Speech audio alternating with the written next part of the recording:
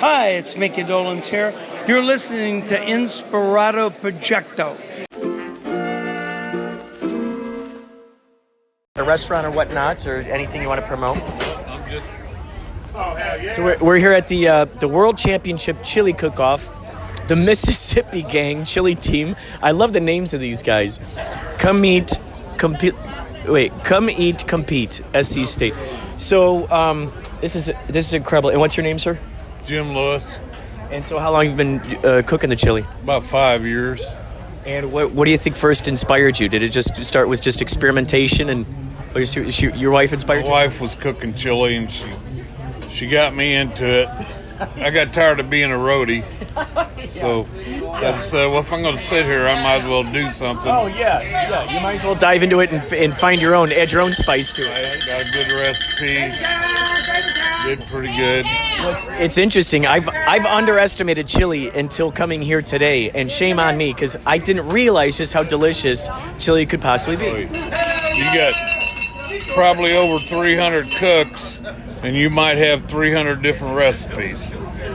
You know, everybody's got their own little twerks and tweaks, and put a little this kind of pepper and this kind of pepper, and, you know, everybody plays with it. You know, you don't get this far into the game by just making plain old chili. You gotta play with it, order your spices, get different spices, and until you get something that you like, and hopefully everybody else will like. So now, do you invite you're like, okay, Eureka, I got it. You got this great epiphany, and you're going, someone else has got to taste this. Someone else has got to witness what's going on here. So it's your wife is your guinea pig? My neighbors, my friends. If I make a pot of chili, I say, here, try this. If you don't like it and you spit it out, no big deal. We'll go somewhere. Yeah, no big deal. Yeah. We'll do something else. Oh, yeah. You chalk it up to experimentation, huh? Exactly. You got to experiment. It's what I like to call it is it's edible art. Would you feel that it's an art form? Yes. Because, you know, you can go to the grocery store and buy a can of Hormel or a can of Wolf Brand and dump it in a pot and stir it up. That's not chili. Right. No, you got to play with it. You got to tweak it. Put a little of this, a little of that, you know. If you don't like that, well, try something different. Now, where do you think that you get some of your inspiration? Do you just suddenly, bam, ooh, okay, you know what the heck, let's grab a little sugar, let's grab some of the, whatever, cayenne pepper or something. Okay, that's what needs to happen now. Sit there and taste it, and this needs, a little salt, maybe a little brown sugar, whatever, Chop up some onions or, it just... Whatever pops in your mind, try it. If you don't like it, try something else. So what I think is so great is the fact that here it is, you're inspired, here's my wife making this chili, and all of a sudden you start gaining an appreciation for it and kind of, figuring out how to make it your own, and then you start inviting your friends into it. Now all of a sudden here you are today. Did you ever think that you would be a part of something like this one day? 10 years ago, I ain't making chili, whatever. Guys don't make chili. Wrong. 10 years ago, you were my roadie. Yeah, that's right. Exactly. That's right. He's like, I was tired of being a roadie. That is so tired of being a roadie. Hey, Miss, what's your name? My name's Helen. And so you started getting him interested in chili. You're like, listen, the chili can be so much more than what this chili here is. It can be so much more. Right. And then how did you first start? A friend of mine got me in it. Oh, yeah? Yeah. Were they chili cook-off champions as well? Oh, yeah. Oh. Yeah. So they inspired you to want to be a part of this, huh? Yeah. Oh, my gosh, that's incredible. So once... I'm doing this, so I say, hey, come on, come help me, come watch me do this. Maybe you'll get inspired to try it. And nowadays, like this year, they have the youth division, and they have more kids cooking chili this year than they have in the last couple of years. So it's not us old people sitting around here cooking chili, telling lies. They're getting their kids and grandkids into it, and they're going to be the next champions. Right, you're inspiring them. They're getting the taste buds. Right. And ooh, hey, what if we add a little of this? Yeah. Ooh, what if we do that? Exactly. And then they just kind of take off on their own, huh? Because like we got a doctor. I think he's a brain surgeon. Now his 2 kids are probably 8 and 10, and they're into it now. Oh my gosh! And they're, as far as I know, they're doing real well. But you got to get the kids, because you're going to drag them with you anyway. Yeah. You're not going to pay somebody a weekend to watch my kids, so you drag them with you, and you get them interested Find in it. something to do. Okay, go stir this. Yeah, Add some spices in there. And give them a recipe and say, here, follow the recipe, tablespoon of this, teaspoon of that. Oh, wow. And just play with it. If you like it, fine. Now give it to the people and see if they like it. Turn it in for competition, and if the judges like it, you could be a winner.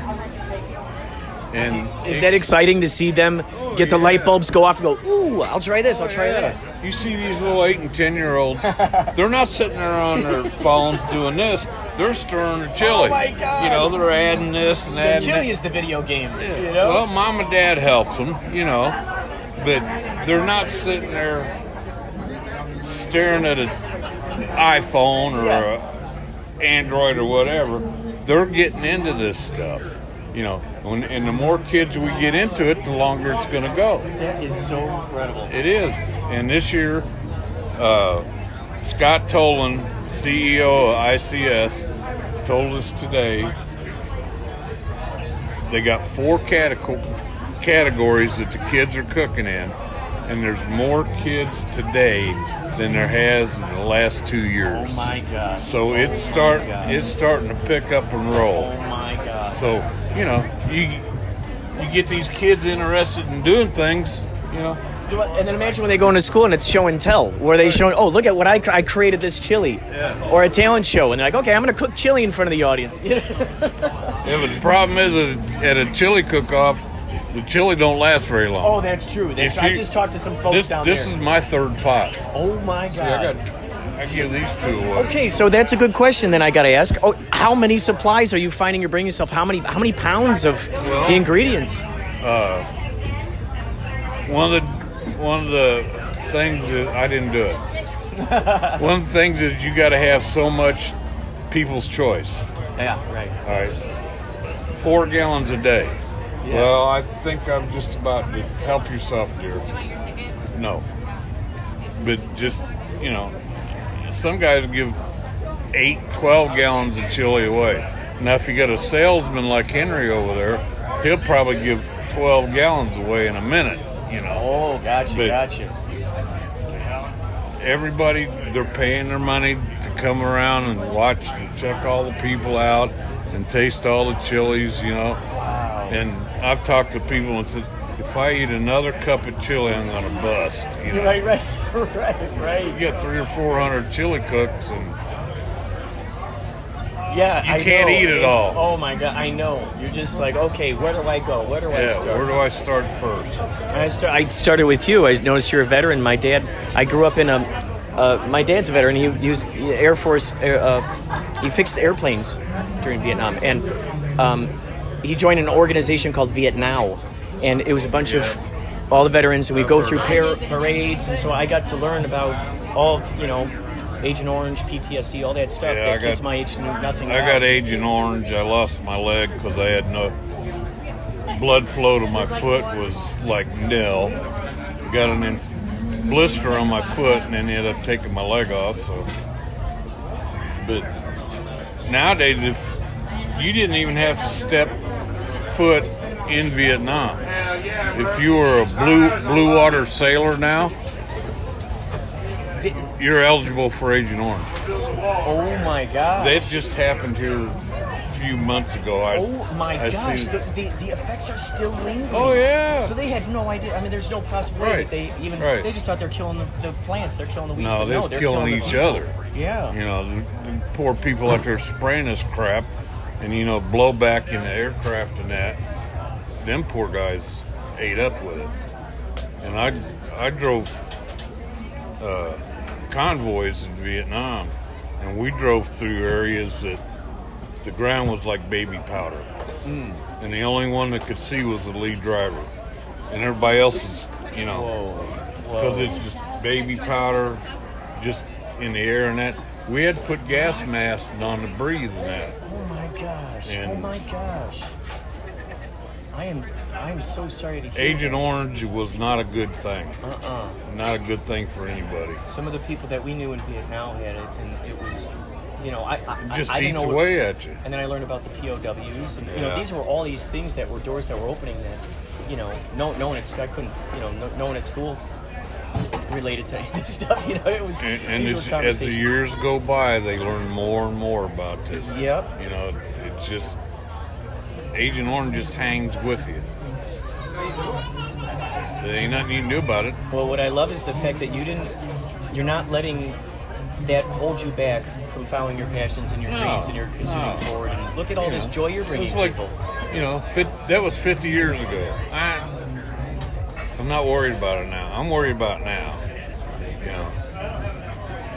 Have a good time. Talk to everybody. Sometimes I get kind of grumpy, but, don't talk to her. She's my daughter. It's its own brand of humor. Everyone's got their own brand. That's right. No, but this is a whole new ball game. Used to, I'd sit at home and watch TV, be a bump on a log. And Now you're a participant in now the game, in a beautiful artistic. Exactly. Getting out here and doing things. Which, by the way, I've not yet tasted your chili. Can I taste your chili? I've got to taste this. I've been vendor all day, and I said, "Who's doing the best out there?" And I said, "I got one ticket." Who's doing the best down there? They told me You to can claim it. Save your ticket, young man. Just help yourself. All right, then. That is great. They said, "You gotta go to the." They said, "I don't know the name, Mississippi something." I said, "Okay, Mississippi game." Yeah, there's about 8 or 10 of us in the Mississippi gang. 8 or 10 of you? But you're the real ones. You're the originals. Well, Oh, are you saying your crew? You got a whole crew of these folks. me and Henry and Helen were the original Mississippi gang. Oh my Now goodness. it's branched out. I love it. You're growing. People are loving it so much it's well, growing. every year about this time we have a ballot, I'm sorry, sir. I went 4 hours. and we elect somebody into the Mississippi gang. Oh, I love it. But Oh my we have gosh. a good So it's growing and growing. We're competing against each other. You're welcome, sir. Take care. But we compete against each other. My recipe was a little different than his. That man there experiments. Now he comes up with some stuff that you wouldn't believe. He's starting to make white chili now. It's What the heck? Kind of creamy, cheesy. Like an Alfredo kind of? Yeah. Interesting. But he'll give a pot of that away in 15 minutes. That's so amazing. And he says, you wait till next year. I got a new one coming out. I said, Henry, what? He says, I can't tell you. Yeah. That's right. My lips are sealed. If I tell you, I got to kill you. Yeah, that's You'll right. find out next year. Yeah. So, That must be exciting too to see what your friends are cooking up, Oh, yeah. and then to taste it. Go, all right, I got to see what you've been experimenting on. Exactly. I got to taste this thing. If you vouch for it, I'm vouching for and it. he helped me this year. Oh, I have a spoon, by the way, just as a side note while you continue talking, and then I'm he going to says, taste this. He says, I'll let you use my recipe, but you can't use it in the world. Come on, Henry, give me a break. Right. He says, no, I'm winning the $25,000. Usually when I help somebody, they end up beating me. So he says, Oh my gosh. you're not using my chili. Oh my gosh. You're not going to use mine. All my right, God. all right. I gotta- Make your chili great again. I got to try it. Ooh. Got a Ooh, you know what? got 2 of them. I've noticed flavors. Got a little kick to it. I noticed flavors evolving, Oh, yeah. like that you don't at first taste, then all of a sudden you're going, oh wait, oh there's something. Oh, what's that? Then in the back of your throat, you get a little heat. I do. I'm Yes. starting to feel it right there. Right. Oh my gosh. Now that's when you make good. How do you plan for that? How the heck do you anticipate the? I mean, because it's its own sort of time. It's like they're all working at their own I time got frame. 7 or 8 different spices I use. This is crazy. And it all kicks in at different levels. How do you? So in your mind, I'm imagining it. Is it like a bar graph? Like are you imagining in your brain like? Okay, this one is going to take this long to kick in. All right. Okay, that one's so going you to. use a table and a half of cumin, gives it a little bit of kick. Then you might use a little red jalapeno, That'll give it a little kick later on. Interesting. And then I'm just saying. There it is. I'm tasting even more. I didn't even taste a before. little cayenne, and that'll kick you in the back of the throat. Yeah, I do. I feel it right back there. But people will Wow. say, mostly the women, is it spicy? I said, lady, I'm not here to make spaghetti sauce. It's going to have spice in it. I'm not here to make spaghetti sauce. And whether it's how your taste buds react to it is whether it's going to be hot or not hot. Yeah. But I don't go out to make spicy, hot chili Right. to burn your face. Yeah, You know, listen, I you make gotta it. have- I don't interpret it. You know, I make it. It's not up for me to explain what's going on. Yeah. You know, it's like the ball's in your court now, lady. See, so I put a little of this and a little of that and a little of this in there. And Oh my if it gosh. tastes good, I'll serve it to you. Oh my gosh, this is. You know, it's so interesting. On the way here in the car, did you hear about this? Apparently, some people take a cinnamon roll and put chili on it. Have you heard about this? No. I heard about it in the car, and I'm thinking, now that is quite a curious thing. See now, Cincinnati chili, they put cinnamon in their chili. Oh, And there's somewhere else, I don't know, if Pennsylvania or something, put chocolate in their chili. interesting. It, however it tastes, you know. Yeah. If you like that kind, fine.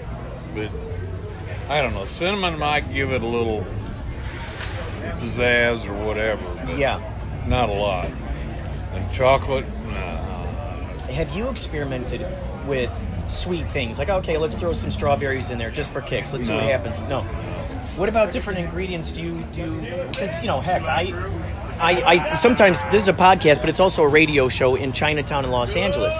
So as I'm walking through, I always see these herbal shops. You go into these Yeah. interesting, and it's all just all these different herbs and spices. Do you look, you know, are you always searching for interesting new things that you're like, He okay, let's does. try this one? He experiments. Uh-huh. But I am the scientist. The scientist. scientist, yeah. He's the scientist. But no, I got a red recipe. I pretty much stick to it. Now, That was going to be my next question. So you I'll- have sort of your blueprint, I'll put so to a- speak. You know, I'll tweak it a little bit. I said, well, maybe I'll put 3 tablespoons of cumin in instead of 2 tablespoons and give it a little more bite, you know. Or put a little more chili pepper or powder or something in there, you know. Yeah, well, and that's the interesting thing too, is that some of these spices have a different spice taste than a different spice. So you're like, oh, there's a spice, but then there's Talk to this. somebody about spices. You see that black flag over there? Mm-hmm. Gunpowder chili. Uh-huh. Go over and talk to her. Oh, She sells all the spices. she sells. Oh, that's good. That's Yeah. good. So have you gotten some of your spices from her? I get all my spices from her. Oh, so is she like the epicenter of where Pretty a lot of much. these folks? Pretty much, it's Wow. It's, them, and then what's the other one? Pendry's. They sell spices, but I think they're bigger down south than they are up here. Oh, gotcha. So, you know, it just depends on what region you're in. You know, So I noticed since you're from Mississippi, did you guys take a road trip out here, fly in an airplane? How'd you get here? well, I now live in Illinois. You live in Illinois. We started this in Mississippi. Oh, We okay. were all working down there. Well, I retired. Henry got another job in Fort Worth, Texas. So we're kind of scattered. Oh, okay. But we still got Mississippi gang name. I love it. I love it. But when we first started up, we started kicking everybody's butt. And they said, well, there's the damn Mississippi gang showing up again. Oh, I love it. I love it. But we And a legend is born. Yeah. We were The chili one. in Corinth, Mississippi one year, and we took 6 of the 9 prizes. Oh my gosh. First, second, third, first, second, third, first, second, third. What the heck? And Unstoppable. they're going, who the hell are these people? yeah. Don't let them back in here. Yeah. Oh my god. But- They just but- keep winning. Yeah. We've had our name called all over. That is incredible. That But- is incredible. But like I said, Henry's a scientist. He plays with stuff. He says, here, Jim, try this or try that. You know, if you don't like it, fine. If you do like it, incorporate it. Oh, that's great. So so it's not serving the same recipe over and over again. You're gonna play with Now it. you're saying he sells the chili. Is this for your guys' chili collectively, or like for instance, is there a website I can point people to? No, we don't sell it. Oh, We don't sell gotcha. it. We make it competition and give it away. Oh, that's awesome. And for the competition, there's prize money. Can I help you, ma'am? Just help yourself. Thank you. No, we've had a lot of people come up here. Man, you ought to bottle this stuff. You ought to can it. You can make no. We're doing this for fun and games. Yeah, because then I think maybe there's that. Otherwise, some sort of kind of pressure would come in. There'd be a different relationship with then the. you got to do all this marketing and all that garbage, you know. But now, the World Chili Contest, you can win $25,000. Incredible. Wow. So, you know, we might spend $10,000-$15,000 a year doing these cook-offs, but if we come to World and win, hell, we made our money back. That's we're not going to get rich off of it, but we're having fun. Right. Well, and this is the thing too. I'm thinking over the years that you've started cooking this up, I can imagine that you've grown a lot of new friends in a very fast amount of time. Oh, yeah. Oh, I gotta taste that chili. First time I cooked chili, I figured they ain't gonna call my name, you know, and they did. But I looked on the score sheets, and I was like 5th or 6th. And I said, well, that's a start, you know. It ain't like I was dead last, you know. Out of 15 cooks, I was 15. No, I was up. So we kept going at it, and critiquing it and playing with it. And then you hit a spot where, all right, the judges are going, hey, this is good stuff, man. I'll give him a 3. Oh my gosh. Oh my gosh. And to think that this started, I think what's so great about this victory story here is that it started with you not really even necessarily wanting to know anything about it, and you just fell into it, right? Like I said, let's just see what happens. I was carrying her around and all her stuff, you know. Unload the truck, set everything up. I go back and drink a couple beers, smoke a cigarette, and watch her do it. I said, I'm getting bored doing this crap, you know. So I got a stove and I got a couple pots, and I said, all right, we're going to do this. Wow, man. So, this is great. And I won 3 categories this year. What are they? Red, homestyle, and veggie. Oh my God. I didn't win the 4th one because I didn't cook green. But I did get a People's Choice in Ohio this year. Oh my gosh. So that's my unofficial quad. Oh my gosh. So you guys are like the rock stars of Chile. You're touring all over. This year I did fantastic. Wow. You know, I've won maybe 1 red and maybe 1 homestyle, but not 3 in 1 year. I went down to Shelbyville, Tennessee, and they had a 2-day cook-off. I won veggie 1 day, and I won homestyle the next day. I mean, I'm like on cloud 9. I ain't never done that before. Oh my gosh, yeah. So, wow. So they call it a hat trick. You win 3, it's a hat trick. Oh, that's incredible. You win 4, it's a quad. But I got 3 of them. I said, next year I'm going for a quad. Oh, that is incredible. Now, you were saying something about, this is probably going to be my last question, is I got to start getting ready to play, because we're playing on stage over there. Okay. 7:30, but there's a whole thing going on with the guys. So you said you're in Illinois. I'm from Illinois, Carroll Stream. Do you know where Carroll Stream is? Yeah. It's like northwest suburb of Chicago. Well, I'm south. I'm in Springfield. Okay, you're from Springfield. Yeah. Honest Abe's hometown. Yeah, Wes Carlson is from where the hell? Hey, Helen, where's the West from? Wes Carlson. Up by Chicago. Up by Chicago. Mm-hmm. She used to live in Aurora. Where? She grew up in Aurora. Aurora. Oh my God, I'm from Carroll Stream. That is so close to Aurora. Right down the road. That is Yeah, and I drove a truck for 30 years. And all I did was drive, you know. Didn't have much time to do anything.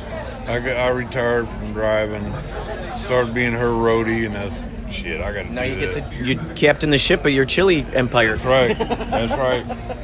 And what is your name again, sir? Jim Lewis. Jim Lewis. It's been a pleasure meeting you. Same man. here, sir. Nice talking to you. It's been so great talking to you. Thank you so much for letting me taste your masterpiece. And you got a little. Oh yes, thank you so much. Take care. That was so good. That was a much needed. You know what? I gotta tell you, it stopped raining for the moment. I mean, it's dripping, little bits, not too much, just tiny bits. I'm gonna come back and interview some more of these folks. We got a lot of great material out of the guy.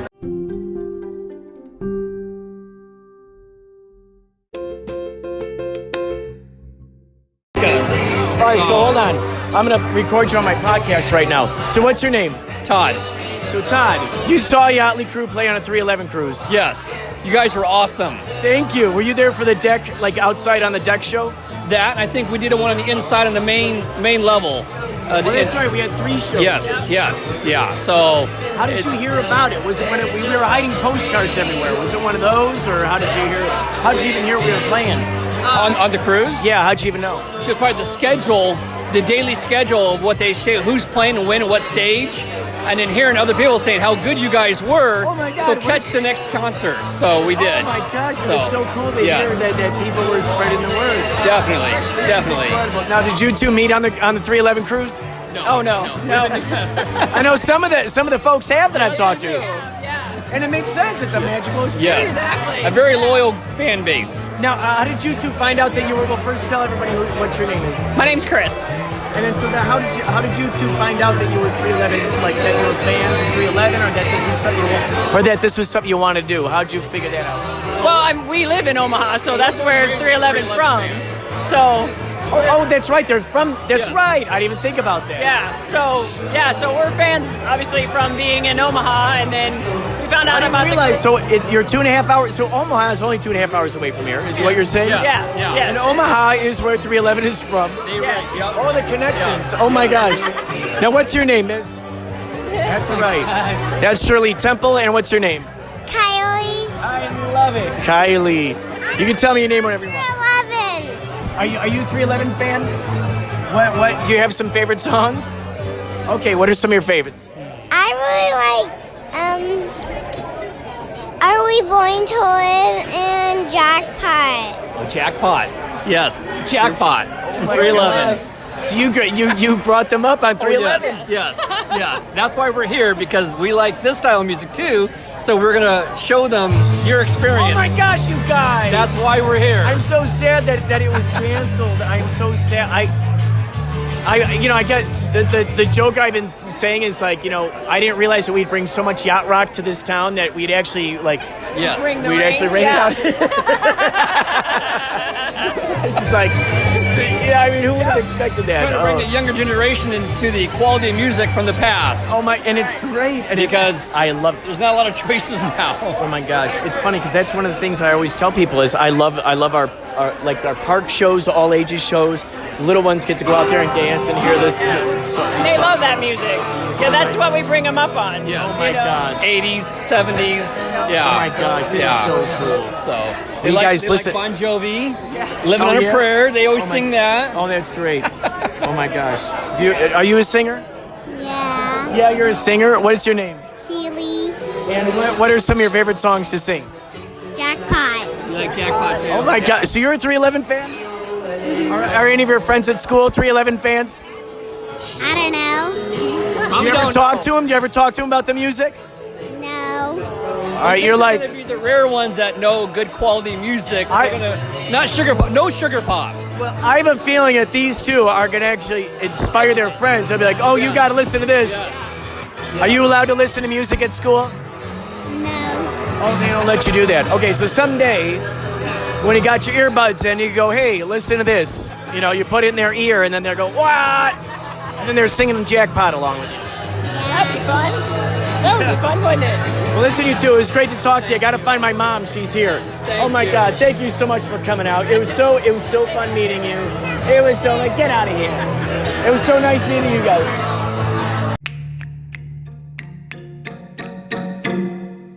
Great job. Thanks so much. I'm Ben. Oh my God. Brian. Oh yeah, dude, great job. That was great. Great job harmonizing. I hope they play. I hope they get to play. Yeah, have a I would small hope. but happy crowd. Yeah, because everybody's getting wasted. Yeah, I know. That's the best Yeah, kind. it's gonna be the best. Yeah. So wait, what time are we supposed to go on? 7:30. It's over. What? Yeah, What do you mean?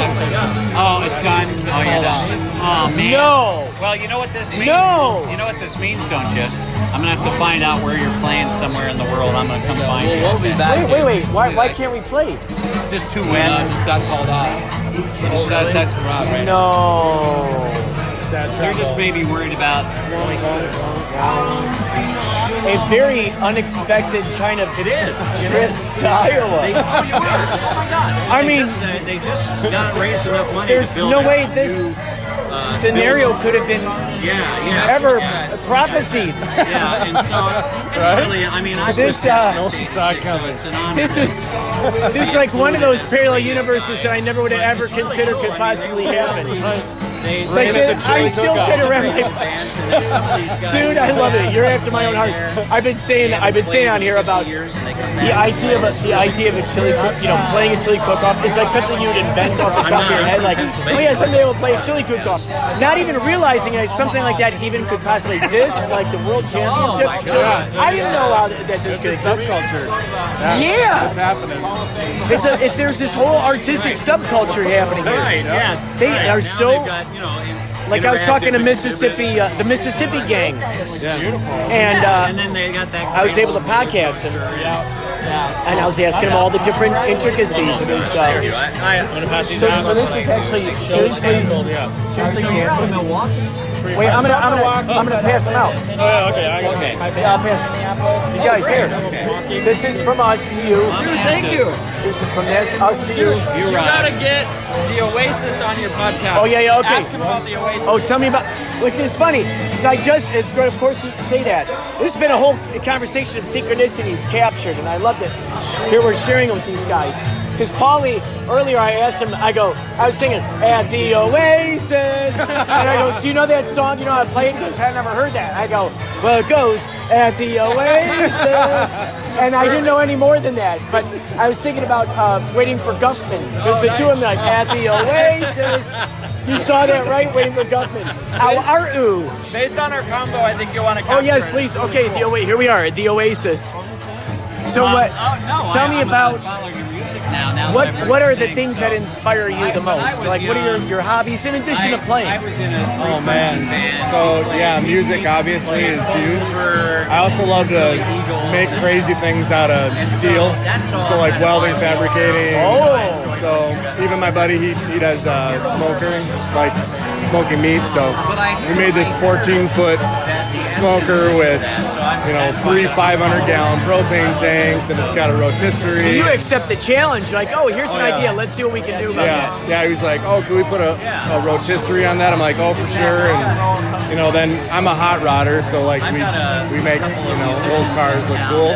So We're gonna try to put together an example of the so we put air ride suspension on it, and white wall tires. And I ride a little. Did you know that this chili cook-off was started by a hot rod guy? Really? That's awesome. Discovered him. I want to say his name was like something Colby or Carney or something. Okay. He was a racer. Okay. And something happened where Some really great things. he had a really bad heart. He had a heart transplant or something. And he decided to start. He would make chili with his friends. I talked to the owners. They're staying at the same hotel here, and I would not be surprised if we came across and you could talk shop with them about the hot rods. But basically, the guy who started this, of course, you're telling me this, is that something happened with his heart. He stopped the racing because if he had a heart attack, he could have wiped out so many people. So with his chili enthusiasm, he decided, wow, what if we start charging people to come taste our chili? Because they're already having like friendly competitions with themselves, and it just grew. So if we just charge entry fee, and we donate that money for kids to get hearts for heart. So the tradition continued. So all this money, charity, given to the kids who need heart things. So it's amazing that you're talking about the hot rods. Okay, so you like hot rods. What are some of your favorites? Well, I took a 1939 Ford Coupe, and my dad and I worked on it together. We put a big V8 engine in it and pretty much tricked it out. And he has a 1949 Mercury, which they call a ledge sled. It's just a big tub on wheels, basically. Wow. And, They had such style that the cars back then with the fins, and you're going, this is a work of art. Oh, it was everything. Even in the 60s when, they were really, everybody was trying to go to the moon, right? So it's like, you've got all of that kind of spaceship. Real fast, as you say moon, I want to say two things. Turn around and check it out. Do you see sort of like a rainbow there? Yeah. Okay, and you just said moon. I have in my pocket a rainbow moon stone, which brings about synchronicities. Okay. This is supercharged by a woman who knows Reiki on the airplane here. She supercharged this rainbow moon stone, and you just said rainbow moon.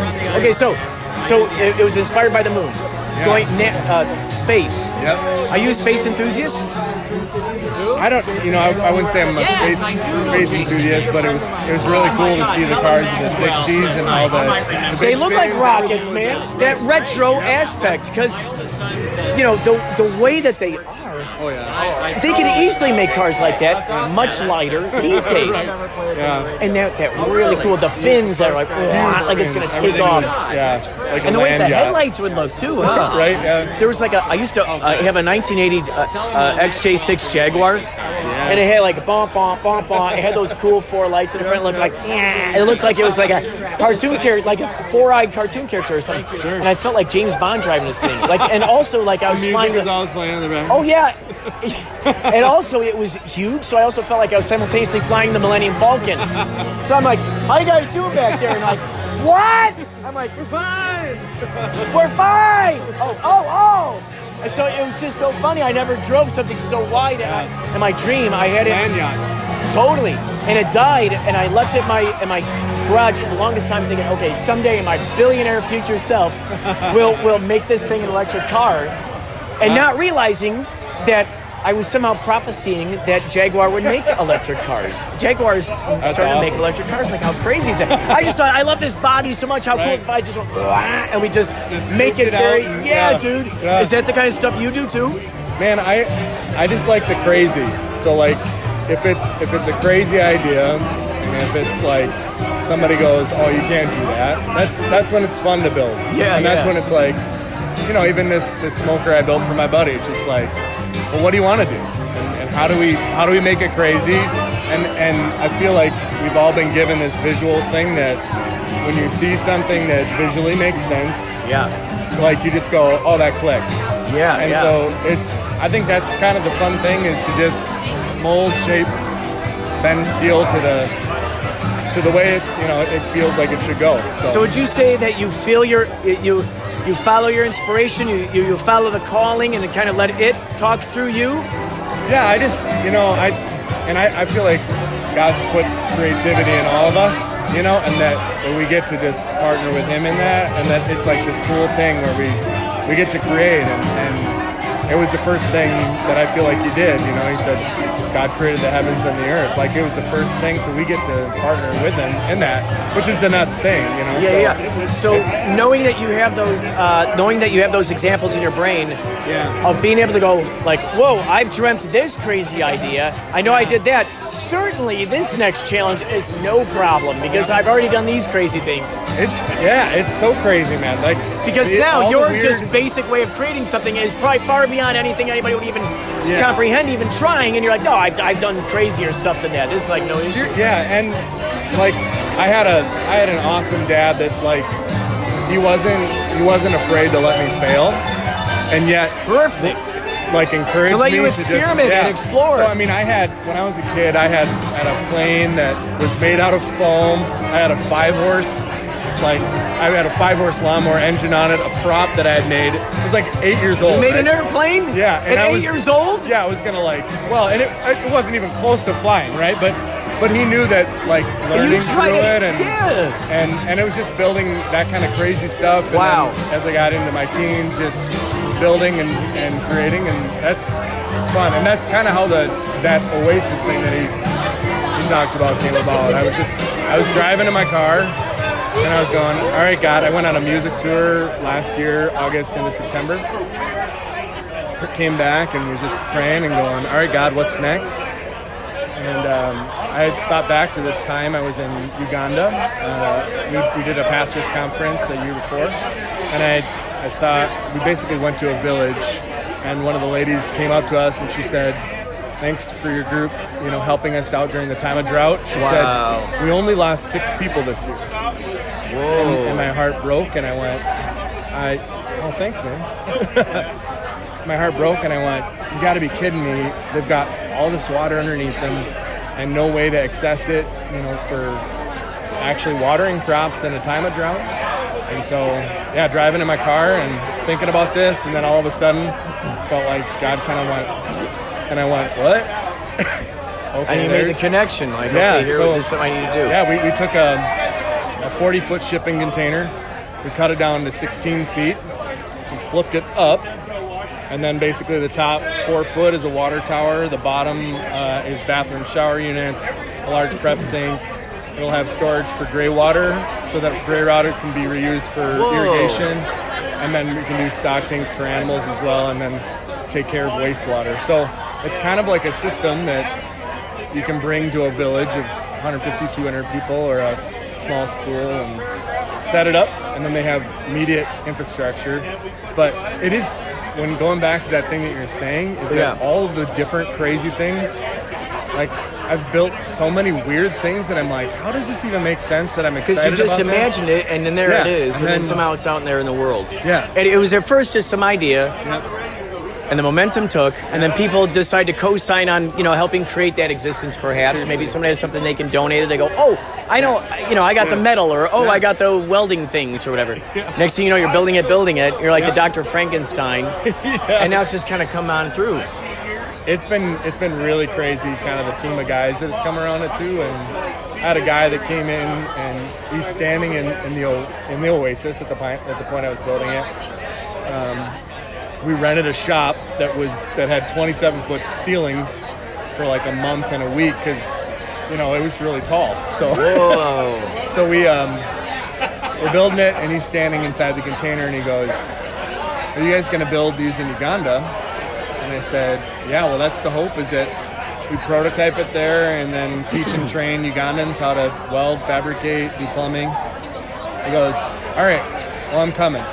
And he went to school for welding. He's a fabricator by trade. Whoa. Like, does legit, like food processing welding. So a really good welder. And he goes, I got to tell you this crazy thing.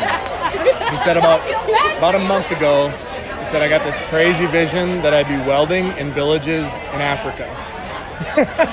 I love it. And you knew for sure this is something to pay attention to. Yeah. So he's on the team now, and Lord willing, we're going in a couple months from now. So we're building another crazy thing.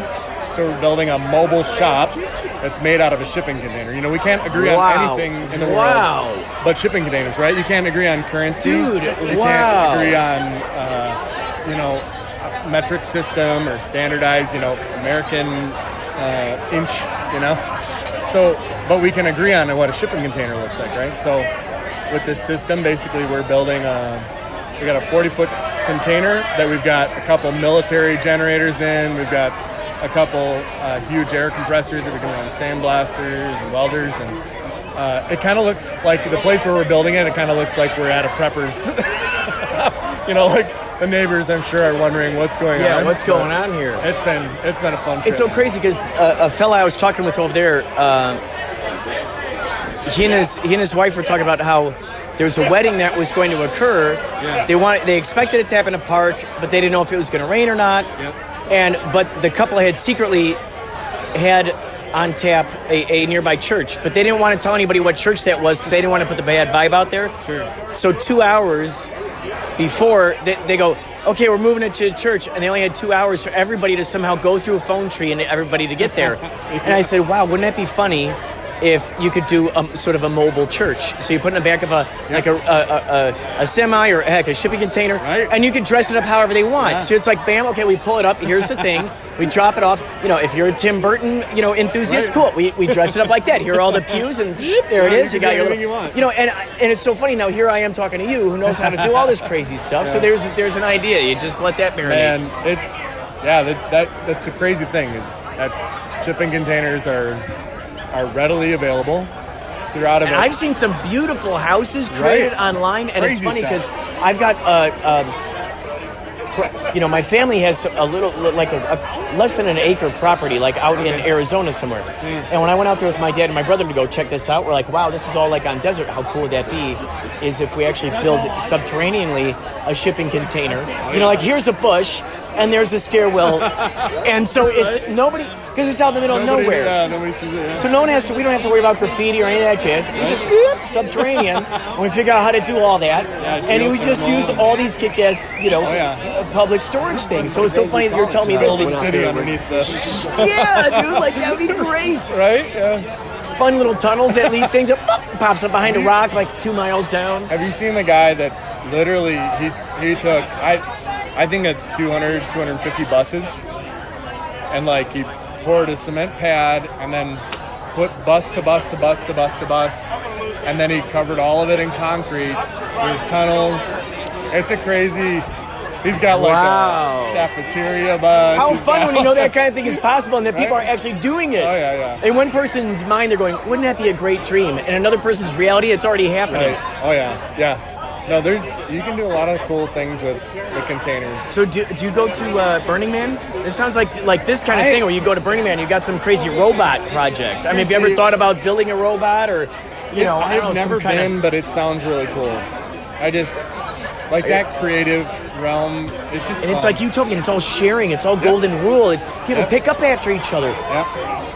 Everyone's sharing something. Yep. People are excited about creating things to go share them. Yep. And that's the whole community out there. Yep. So it's basically showing you what could totally be possible. Yep. And what's beautiful is knowing that throughout these years, it's grown and grown and grown and grown and grown. Right. So all you're doing is you're building upon people who already reverberate with that vibe as it is. There's no begging. It's just, this is what's happening. Yeah. We're putting the word out there, whoever wants, and it keeps going, and then people invite more people. And the artwork that's out there, that just, the cool things that come out of that. Yeah, like pirate ships that are selling, going down the street. And I think when, like, creative people are encouraging other creative people to be creative, and it's like, there's really cool things when we appreciate each other's art, and we go, man, what you did there is really cool, and you got a gift for this, and you got a gift to see that or this, and I don't know. That's a cool thing. Well, and that's the thing. It's like, so I learned the art form yes and. It's based in improv. Improv is yes and. You build upon it. Yeah. It's funny they talk about Scooby-Doo because Scooby-Doo sandwich, they're always building it. They're never going, no, leave that out. Yeah. So yes and, that improv spirit where it's ensemble, a game of trust. If you fall, I catch you. If I fall, you catch me. Right. So then what does that do? It inspires you to do more cartwheels, to do more crazy stunts, because no matter what, I'll catch you. So when you've got a whole group of those people who are all there waiting to catch one another and turn up the volume on their greatness, whoa! You're getting that vibe from everybody, and no one has to be like, no, I'm the cool guy. I'm funny. I'm funnier than him. Right. It's like just the like goal is to. Yeah. Well, I mean, even in music, that's like if you. I feel like true musicians are there for the sound and not for themselves. And you'll always have people that they can play, but when it comes to playing together, they're not listening. Right.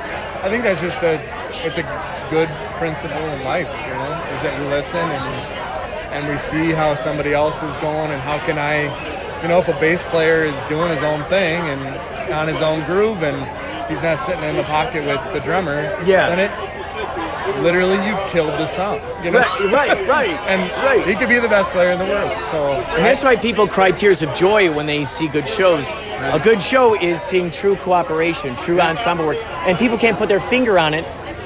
That's the thing that they don't know how to describe or put their finger on. It's simply cooperation. It's simply, hey, I got your back, you got mine. All right, cool. I'm going to do this now. Yeah. We never rehearsed that, and No. now cool. Now that's a part of the song. Yeah. And so next time we do that song, maybe I'll do that. Maybe I won't do that next time. And then if I don't, maybe you'll do it. You know? And if you play long enough together, you start to know.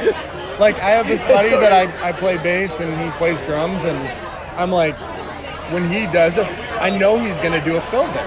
Like, I just know, I have it in my heart. I'm like, and I'm going to follow him right through there we go. You know? And it's like, it just, sometimes it just makes sense in it. Yeah. When music, when you're in a group of people that is listening to each other, and you're there to make this one thing, it's a magical because you're there for the birth of that thing. You're not there for the ego.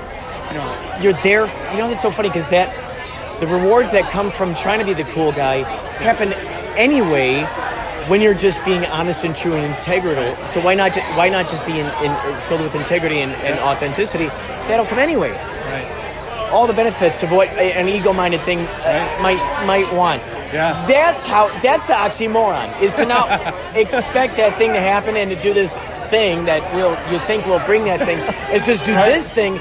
That's how you get that. Yeah. You get that because you're not looking. You know. I came for my free hug. Your free hug?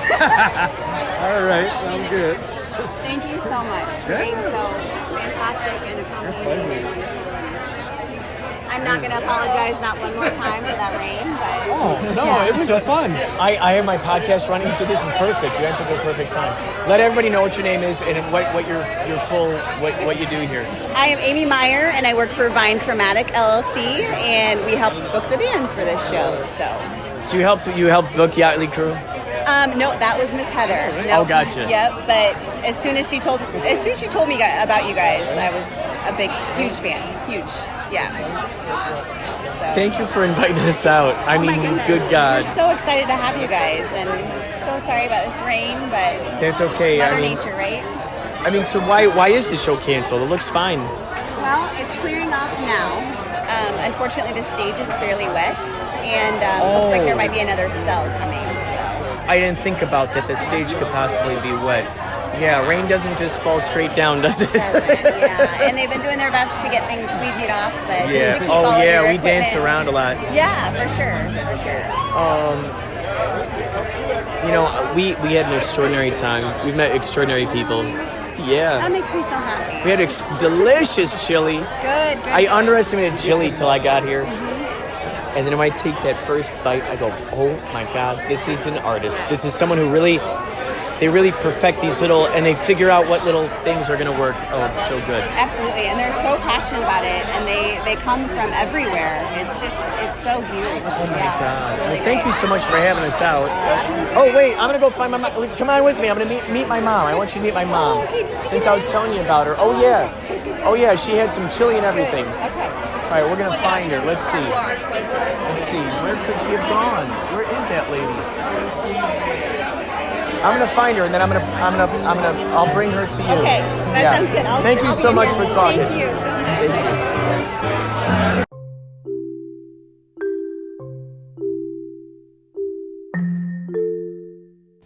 much. Thank you so much for listening to another episode of Inspirado Projecto. This is part 2 of the Chili Cook-Off, the World Championship Chili Cook-Off that Yächtley Crëw was invited to play at. Yes, we got rained out, but man, we met a lot of great people. Look at all this podcast material that I got to share with you guys. So stay tuned to part 3, which is coming up next. I'm just getting all this out there as much as I can because we got the Kapow Intergalactic Film Festival coming up 13th through the 19th over here in Los Angeles at the NoHo 7 Lemley in North Hollywood. So if you want to find out more about that, if you want to come out, say hi, go to kapowiff.com and you could check out all the cool stuff. There are movies there. If something interests you, if you see a poster that interests you, click on that, and then they'll take you to a link where you can get tickets. And if you yourself are a podcaster, like we're going to have Maria Humphreys out. She's going to podcast from the event. So if you want to come out, you want a podcast from the event, I would love that because then I'll get you in any movies that you want to see for free. So how about that? All right, take care and keep the Inspirado flowing.